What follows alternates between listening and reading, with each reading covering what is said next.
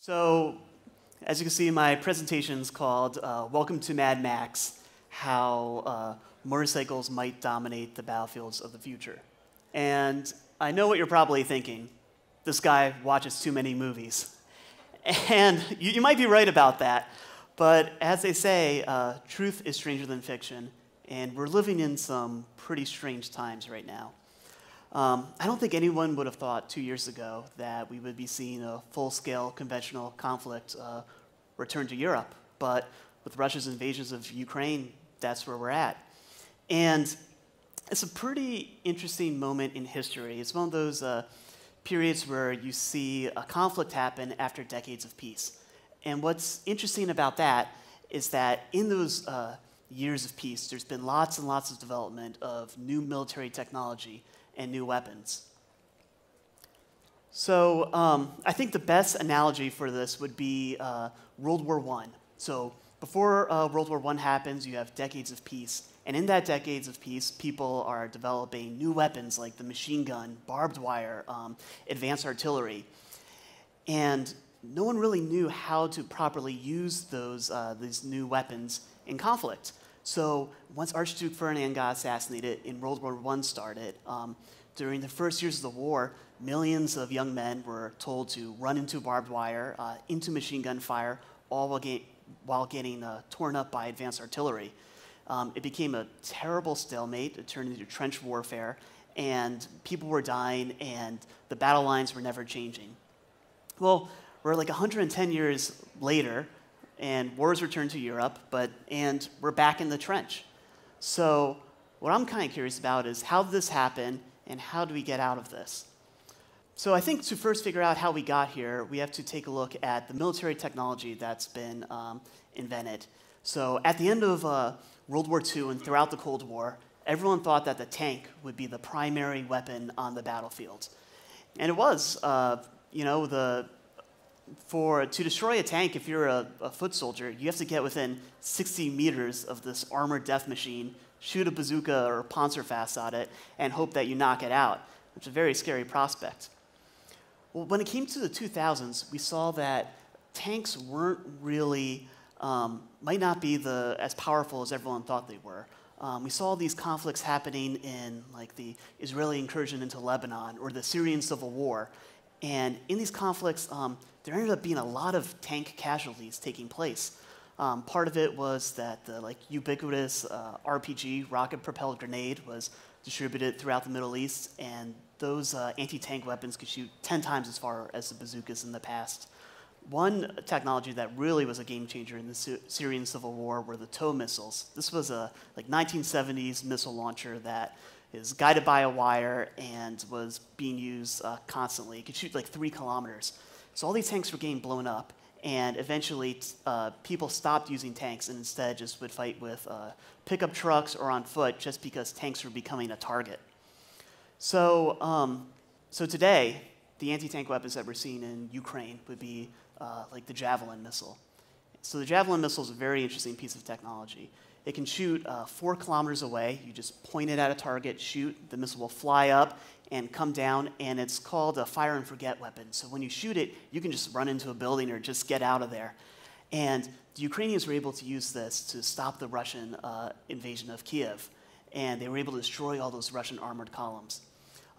Unfortunately for the Ukrainians, Russia had similar technology. So this summer, when the Ukrainians launched their counteroffensive against the Russians, well, it was a very heavy armored, it was led by a lot of tanks and armored personnel carriers, and those vehicles were just getting destroyed, and the offensive basically faltered. And today, the fighting that's going on is done on foot because no one wants to be near a tank because they're just viewed as targets. So with tanks getting destroyed by infantry, does that mean that infantry are the primary movers and shakers on the battlefield? Well, no. I would say 5 years ago this changed. And it changed with the proliferation of cheap combat drones. Suddenly, it wasn't just rich countries that can afford to have an air force. It was even poor countries could. I think the best example of this would be the Ethiopian-Tigray civil war. There's a moment in October 2021 where the Tigrayan rebels in northern Ethiopia had won a decisive battle against the Ethiopians and were marching down towards the capital. And the Ethiopians only had like a small army and a small air force to stop them. And everyone thought that the capital of Addis Ababa was going to fall. It got so bad that the president of Ethiopia himself picked up an AK-47 and went to the front lines to try to stop the rebels. Now, fortunately for the Ethiopians, the year before, they had bought a fleet of cheap Middle Eastern combat drones. And those drones changed the battlefield. The Tigrayan rebels were going through these narrow mountain passes, and the Ethiopians would use swarms of these drones to fly overhead and start dropping bombs on the advancing convoys. They would target enemy leaders. They would go behind enemy lines and start blowing up the supply depots. The Tigrayan rebels were completely demoralized because they couldn't take out these drones. They had no way to do it, and they were constantly getting bombed, so they retreated. And that's how and the Ethiopian capital stood. So a lot of times when we think of combat drones, we're thinking of something like the MQ-9 Predator, which you saw throughout the war on terrorism. It would fly overhead, find a terrorist, and shoot a Hellfire missile at it. And yeah, that's part of the equation of what makes drones so powerful on the battlefield, their ability to fire missiles.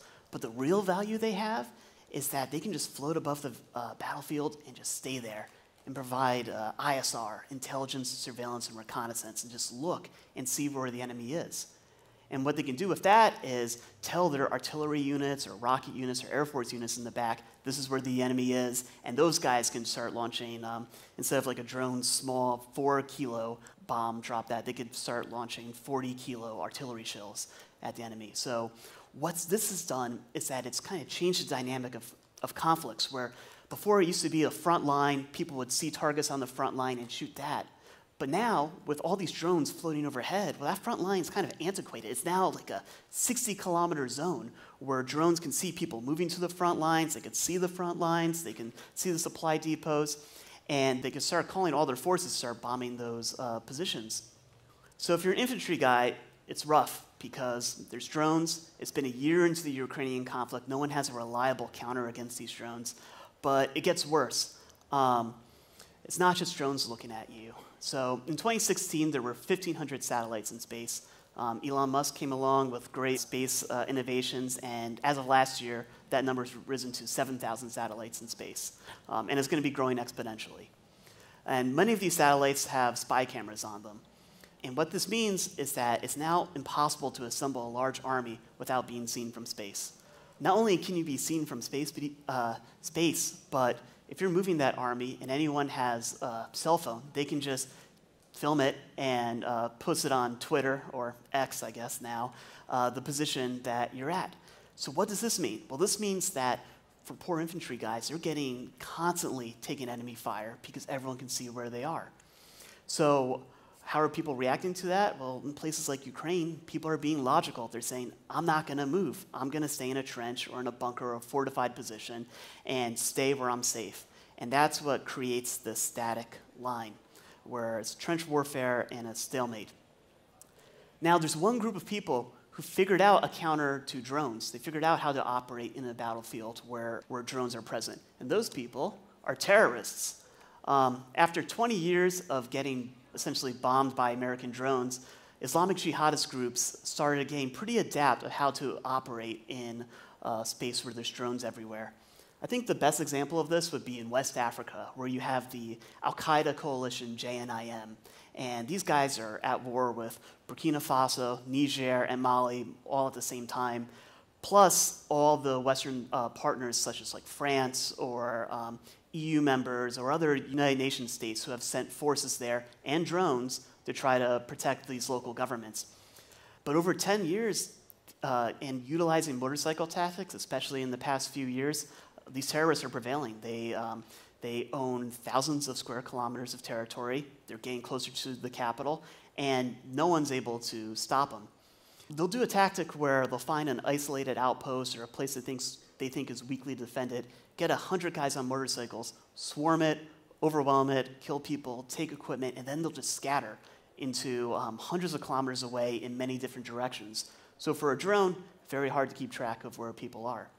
Taliban, when they rapidly took over Afghanistan, they were also going from village to village, spearheading their attacks with motorcycles. which allowed them to move so quickly and catch Kabul unprepared. So, okay, so what are the advantages that motorcycles have that allow them to be so good against drones? Well, essentially, they allow you to run and hide. So it's much easier if you're a drone operator to follow one slow-moving armored personnel carrier on a road than it is with 10 soldiers in it than it is to track 10 different soldiers on motorcycles going quickly in different directions. The motorcycle troops can split up, they can reconverge, they can go places that conventional vehicles can't go. So I know I should be quiet because there's some like tough-looking Hungarian soldiers over there with military vehicles, but motorcycles do a lot of things that military vehicles can't. You could take a motorcycle through forests and use the canopy of the trees to kind of cover your movements. You can go through narrow mountain passes that would just be too dangerous for trucks to go on.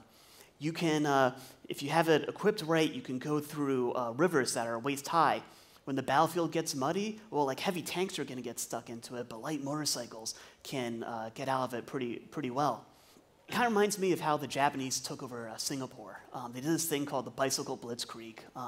Day after Pearl Harbor, Japan wanted to take over Singapore, which the British had fortified with all these heavy guns and made it this impenetrable fortress where if anyone came by sea, they would blow the ships up. So what the Japanese did is they deployed the 25th Japanese Army like 1,000 miles north in Malaysia.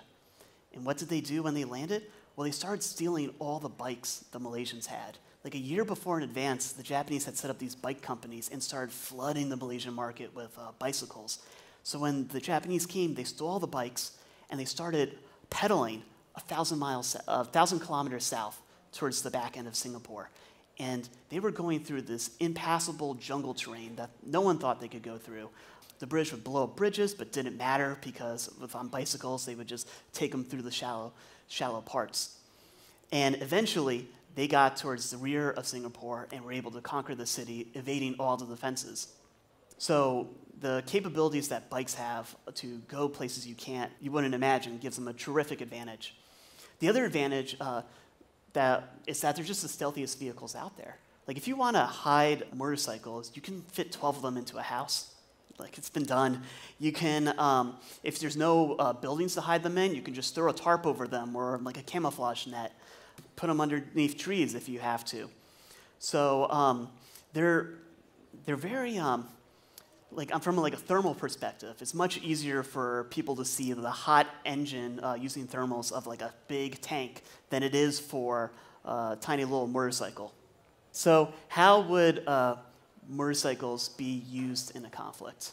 I think you're not going to charge an enemy force head-on with motorcycle infantry. That would be suicide. But what you're going to do is you're going to try to use all the new advanced infantry weapons to try to act kind of like the horse archers of the past, strike the enemy without being hit yourself. So I see a future where motorcycle infantry, yes, they're going to have rifles and machine guns, but they're also going to have javelin missile launchers or anti-aircraft man-pads, and they're going to have with them switchblade drones. So I'm not sure if you're aware of switchblade drones. They're the hot new weapon in the Ukraine conflict. And what they are is they're these little portable kamikaze drones you can carry with you. And you can shoot them with like a tiny little mortar like this big.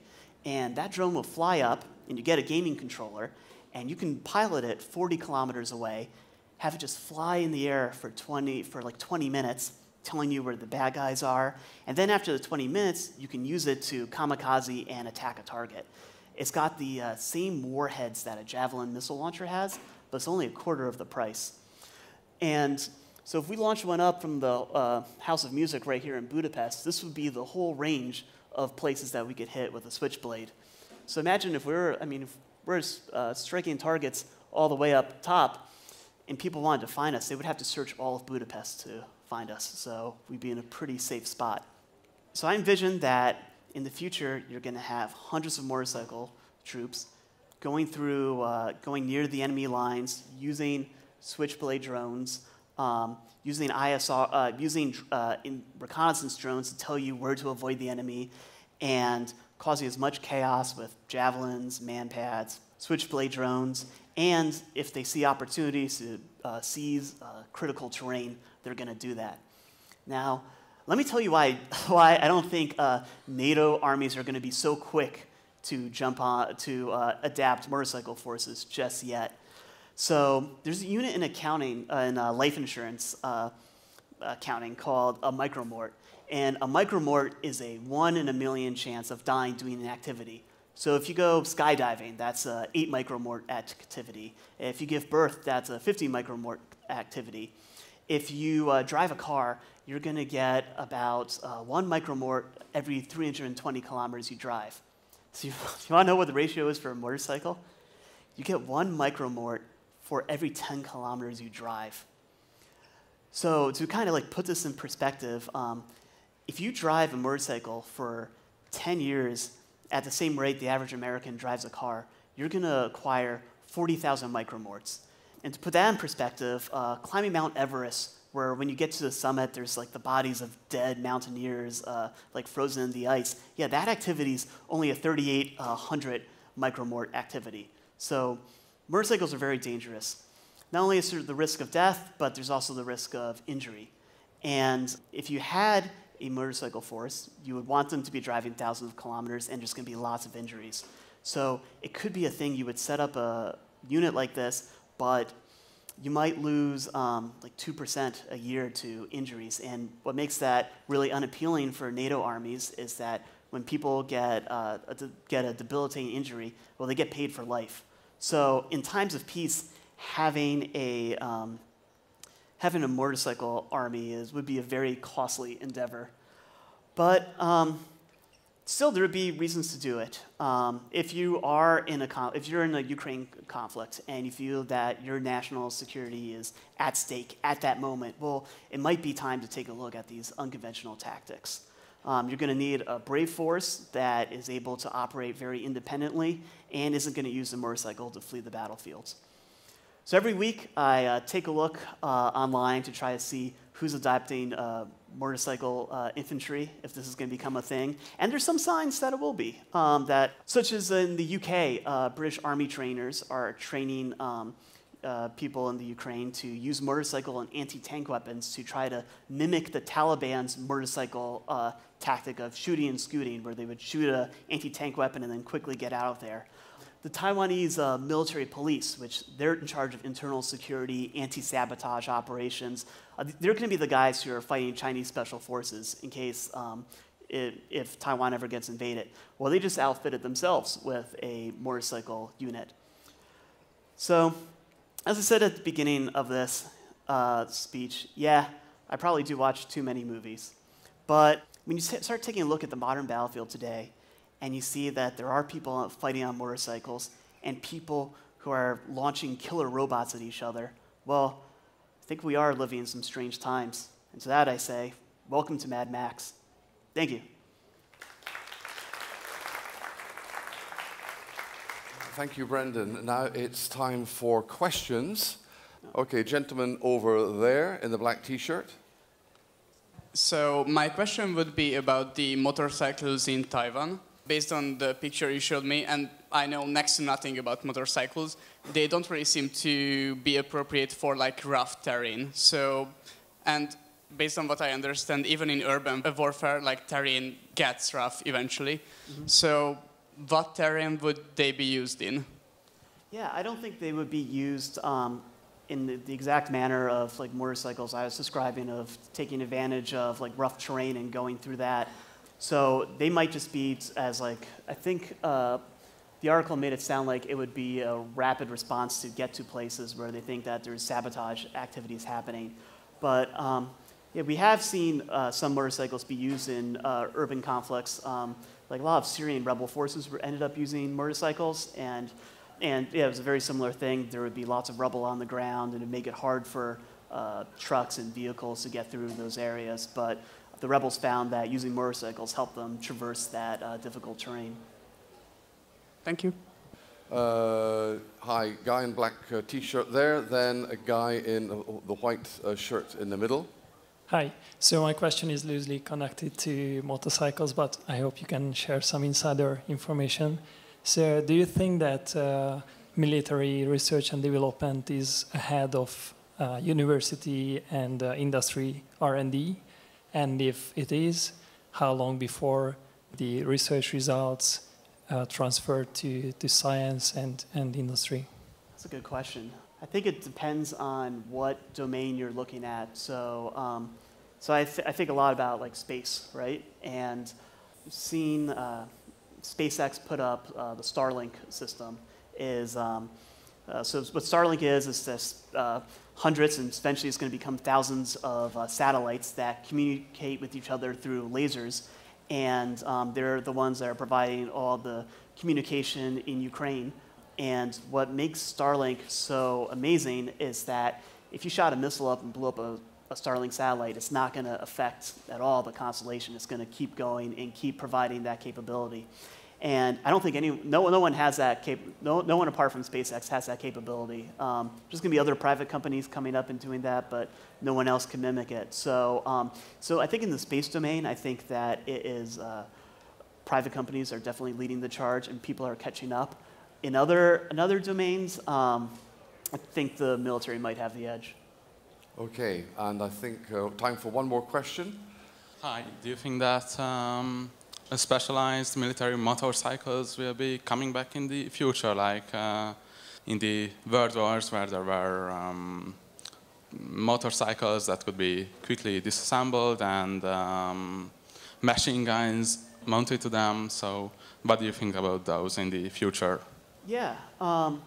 So in World War II, yeah, machine guns or motorcycles were used a lot by the Germans on the Eastern Front.